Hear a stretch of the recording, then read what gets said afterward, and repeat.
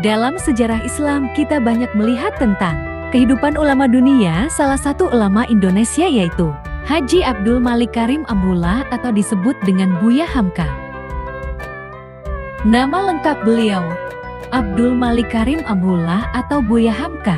Tempat tanggal lahir Minangkabau, Sumatera Barat, 17 Februari tahun 1908. Pekerjaannya sebagai ulama, penulis, dan sebagai politisi.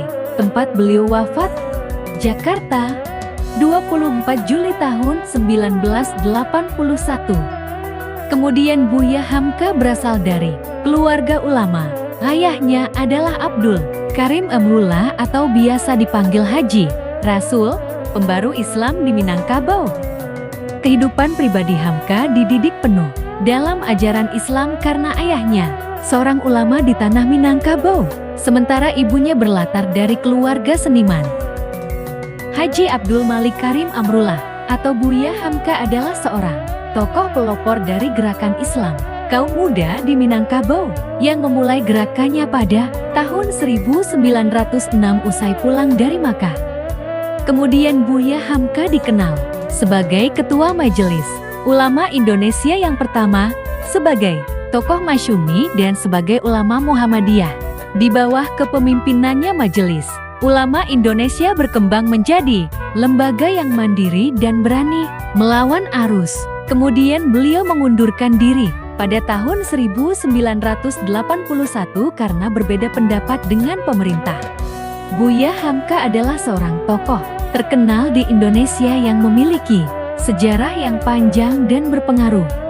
Buya Hamka awalnya belajar di pesantren tradisional dan kemudian melanjutkan pendidikannya di Makkah atau Arab Saudi. Beliau memperdalam pemahamannya tentang Islam dan kembali ke Indonesia sebagai seorang ulama yang berpengaruh. Kemudian Buya Hamka memberikan kontribusi penting dalam pemikiran Islam dan kesusastraan Indonesia, mencerminkan pemahaman mendalamnya tentang agama, budaya, dan nilai-nilai kemanusiaan.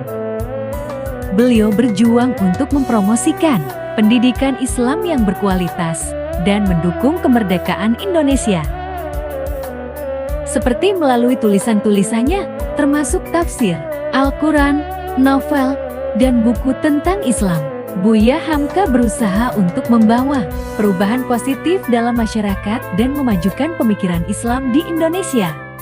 Kemudian perjuangan terakhir Buya Hamka terjadi dalam peran politiknya. Pada tahun 1955,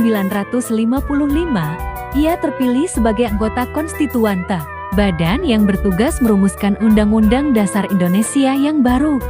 Dalam konstituante, Buya Hamka berjuang keras untuk meyakinkan anggota-anggota lainnya tentang pentingnya nilai-nilai Islam dalam konstitusi negara yang baru. Kemudian mari kita bersama-sama mengikuti jejaknya untuk menciptakan masa depan yang lebih baik.